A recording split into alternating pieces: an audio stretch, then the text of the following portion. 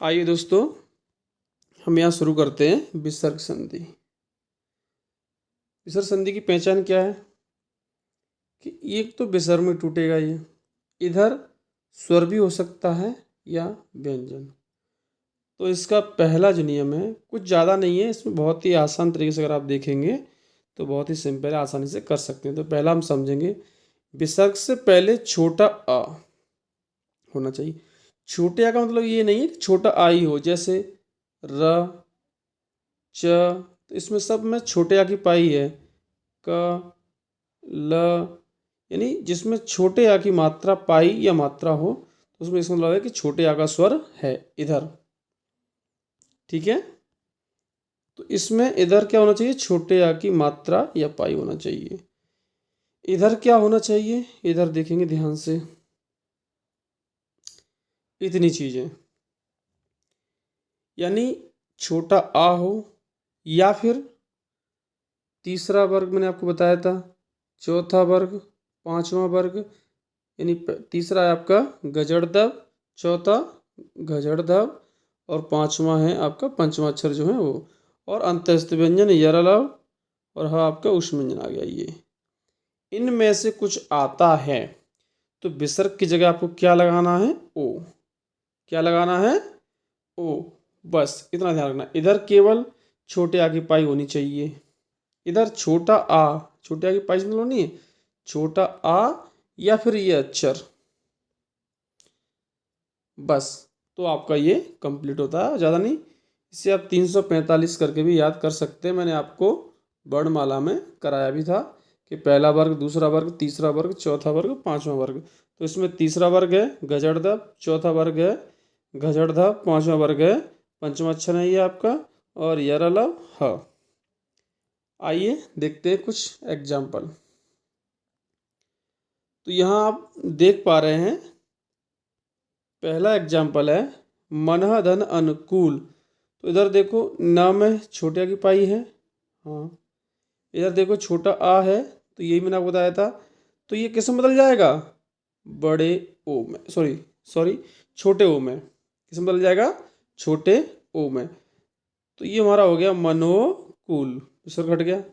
ऐसे आप देखेंगे तपह धन बल, तो इसमें प आ गया, यानी छोटे आ की पाई है, पाई यानी मात्रा। इधर देखो ब, ये वाला ब देखो है, तीसरे वर्ग का है, तो ब आ गया। तो क्या हो जाएगा, बड़े उपाय तपो बल। और देखिए आगे,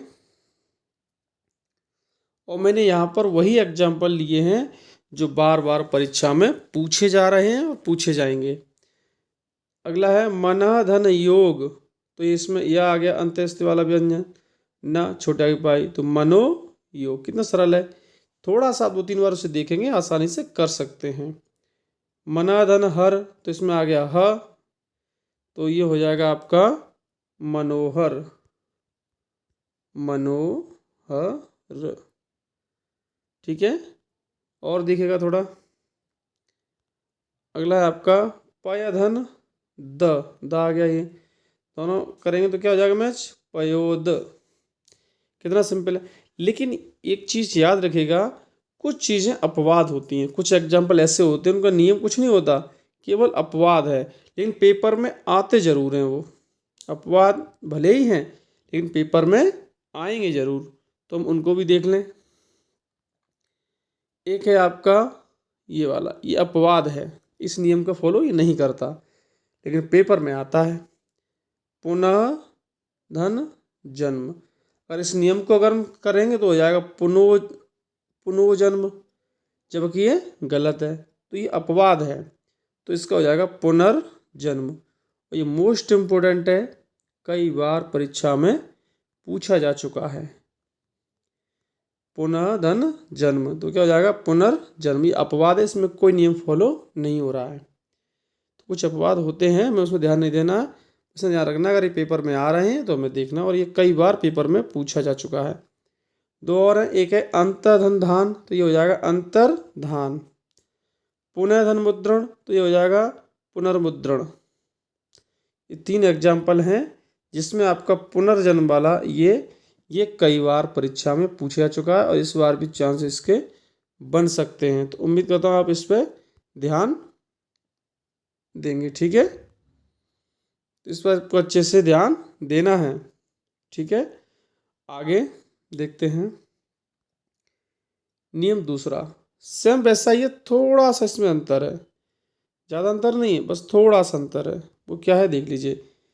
इधर आ और आ से भिन्न स्वर होना चाहिए, यानी छोटा आ और बड़ा आ नहीं होना चाहिए। उसके अलावा कोई और स्वर की मात्रा लगी हो, किसी और स्वर की, छोटे आ की नहीं होना चाहिए और ना ही बड़े आ की होना चाहिए।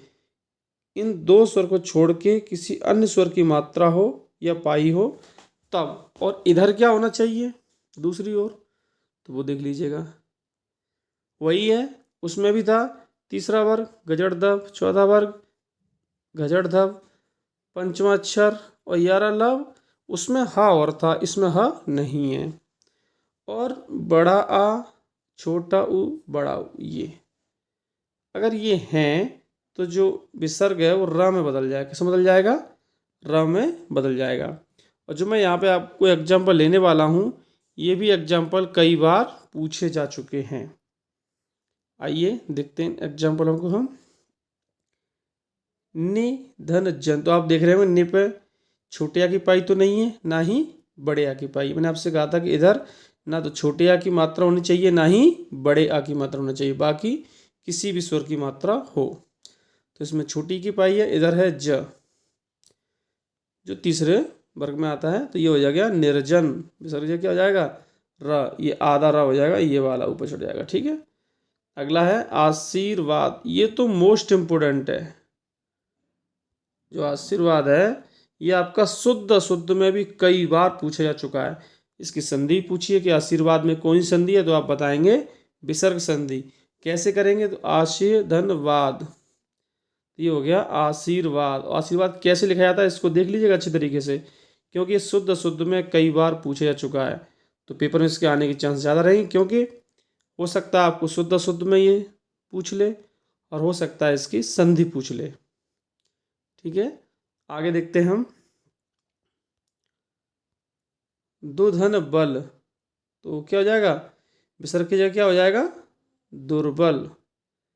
बहेधन मुख, बहिर्मुख। कितना सिंपल है, आसानी से कर सकते हैं इसको। और देख लीजिएगा, एक और है निधन धन, निर्धन, कई बार पूछा चुका है ये भी।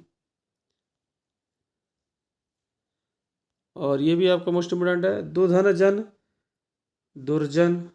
निधन धारण, तो यहाँ छोटी गई है ध, निर्धारण।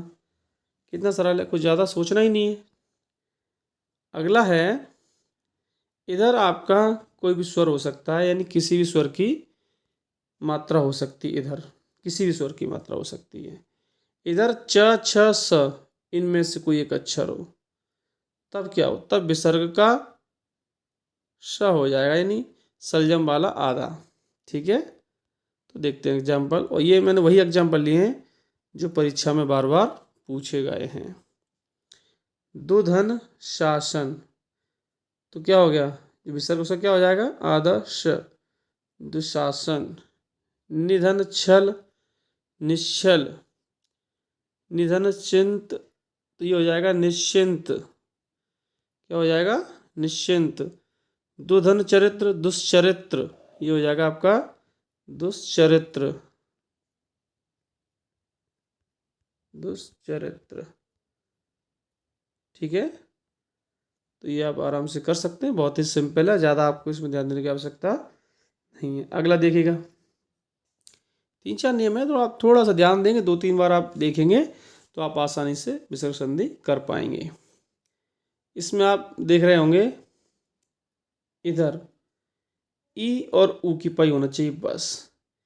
इधर इन 6 अक्षरों में से एक होना चाहिए, क ख ट ठ प फ, तो ये पेट शिरसा जो है वो हो जाएगा आधा। एग्जाम्पल देखते हैं, निधन कपट, तो ई की पाई है इधर, हाँ इधर का आ रहा, इनमें से कोई एक अक्षर आ रहा होगा, तो ये पेट शिरसा में बदल जाएगा निष्कपट। अगला है निधन फल, देखो इसी में से आ रहा है ये, तो निष्फल।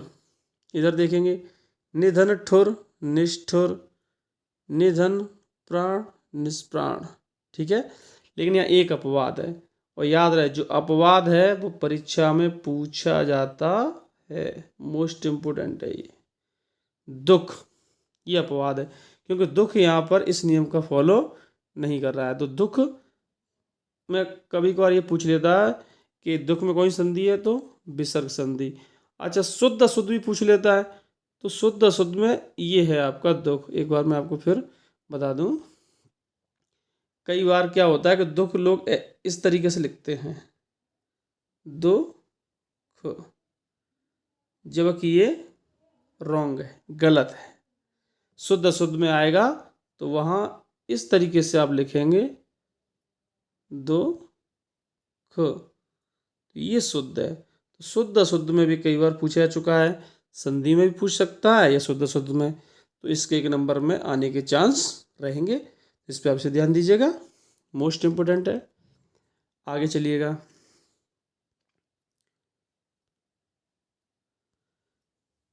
इधर हो त थ स, इधर तो विसर्ग सम, इधर कुछ भी हो इससे कोई ज़्यादा दिक्कत नहीं है। तो निधन तेज, निस्तेज, दुधन साहस, दुस्साहस, स त थ, इनमें से कुछ भी आ जाए तो ये आएगा। मोस्ट इम्पोर्टेंट नमस्ते वाला, मोस्ट इम्पोर्टेंट है ये, कई बार पेपर में पूछा जा चुका है, कई बार हर परीक्षा में, चाहे वो यूपी पुलिस हो, चाहे आपका यूपी टेट हो, चाहे सी टेट हो, ये कई बार परीक्षा में पूछा जा चुका है। मनाधनताप, मनस्ताप। ठीक है, ये जो नमस्ते वाला है ये तो कई बार पूछा। एक है नमस्कार, जो अपवाद वाला है, नमस्कार और नमस्ते, ये दो बहुत ही ज़्यादा चर्चित हैं और कई बार परीक्षा में पूछे जा चुके हैं। आगे देखिएगा, छोटे छोटे से नियम है, आराम से कर सकते। इधर कुछ भी हो, इधर अगर छ है तो च में बदल जाएगा विसर्ग का। देखिएगा अनुधन छेद, तो विसर्ग का में क्या कर दिया, च में बदल गया, अनुच्छेद। छत्रधन छाया, छत्र छाया। ठीक है, इधर क्या है र, इधर र होगा, तो देखो इसका एक विशेष नियम है यहाँ पे, तो जो विसर्ग से पहले जो अक्षर है वो दीर्घ हो जाएगा। दीर्घ मतलब उस पर बड़ी मात्रा आ जाएगी, अगर छोटी होगी तो बड़ी आ जाएगी। जैसे निधन रोग, तो र विसर्ग से पहले छोटी की पाई है और इधर रा है ये वाला, तो देखो ने है वो नी हो गया, नीरोग। और ये शुद्ध शुद्ध में पूछा जाता है कि निरोग होता है कि नीरोग, तो नीरोग कहेंगे, नीरोग। बहुत से लोग कहते हैं निरोग, निरोग नहीं होता, नीरोग।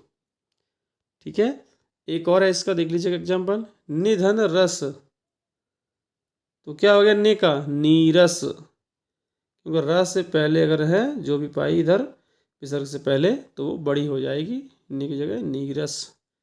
ठीक है, कुछ मैंने यहाँ पे मोस्ट इम्पोर्टेंट लिख रखी हैं 4-5, जो परीक्षाओं में हर बार पूछी जाती हैं, हर बार।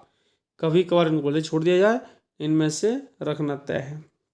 इनका कोई नियम कुछ नहीं है, अपवाद वाली हैं, तो आप देख लेंगे। मैंने यहाँ पे नमस्ते फिर से ऐड कर दिया है, पीछे भी मैंने आपको अभी बताया था, तो इसको आपको थोड़ा ध्यान देंगे, क्योंकि मैंने इसलिए लिखा है क्योंकि ये परीक्षाओं में अत्यधिक पूछी जाने वाली संधि हैं।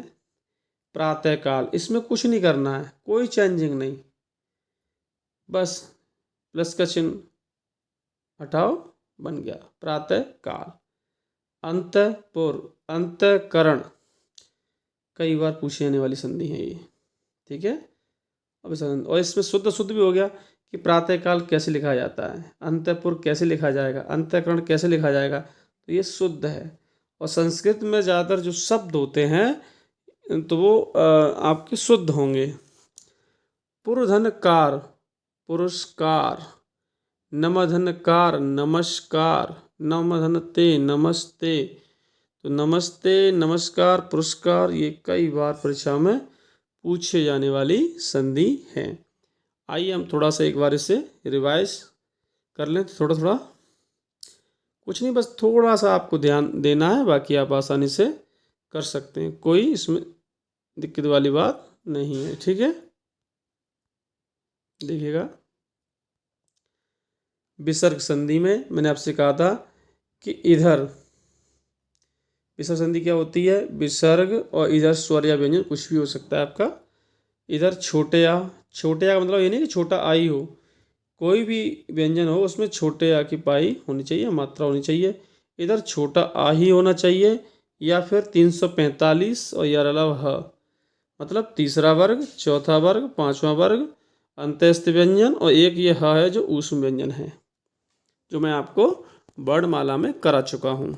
ठीक है, तो इसको आपको ध्यान रखना है। बस ये पहला नियम हो गया, जिसमें आपको पता ही है कि जो विसर्ग है उसका क्या हो जाता है, ओ हो जाता है। जैसे मना धन अनुकूल, मनोकूल, विसर्ग हटा देंगे और छोटों की पाई आ जाएगी। ठीक है, अपवाद भी मैंने आपको बताया था, ये थोड़ा अपवाद है जो परीक्षा पूछा भी जाता है। और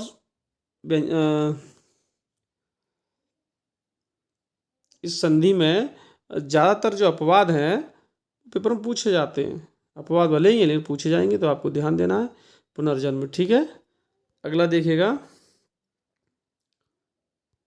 ये वाला मैंने आपको बताया था कि इसमें क्या करना है। आ और आ यानी छोटा आ नहीं होना चाहिए, बड़ा आ नहीं होना चाहिए। इसके अलावा कोई भी स्वर आ रहा हो इधर, स्वर की मात्रा, स्वर का मतलब यहाँ है स्वर की मात्रा से या पाई से। इधर बड़ा आ, छोटा ऊ, बड़ा ऊ या फिर 345 यानी तीसरा वर्ग, चौथा वर्ग, पांचवा वर्ग और यार अल्लाह, इसमें से ह नहीं है। ठीक है, तो उसका क्या हो जाएगा, र। जैसे निधन जन तो निर्जन, दो जन जन दुर्जन, इस तरीके से मैंने आपको एग्जाम्पल बताए थे। इधर आप देखेंगे तो आप देख रहे हैं इधर कोई भी स्वर हो सकता है। इधर च छ स होगा तो सलजम वाला स आधे में बदल जाएगा, दुशासन, ये सारी चीज़ें हैं। बस इतना ही है। और इधर आपका एक छोटा सा और मैंने आपको बताया था, ई और ऊ की पाई होना चाहिए। इधर क ख ट ठ प फ, तो पेट चिर सगाधा हो जाएगा। अपवाद है यहाँ मैंने आपको बताया था दुख, जो परीक्षा में कई बार पूछा जा चुका है, मोस्ट इम्पोर्टेंट है। ठीक है, उम्मीद करता हूँ आपको ये वीडियो पसंद आई होगी और पूरा वीडियो देखने के लिए धन्यवाद। लेकिन इन चीज़ों का फिर से मैं आपसे कह रहा हूँ कि मोस्ट इम्पोर्टेंट है ये, इनको अच्छे से नोट कर लीजिएगा और ध्यान दीजिएगा। धन्यवाद।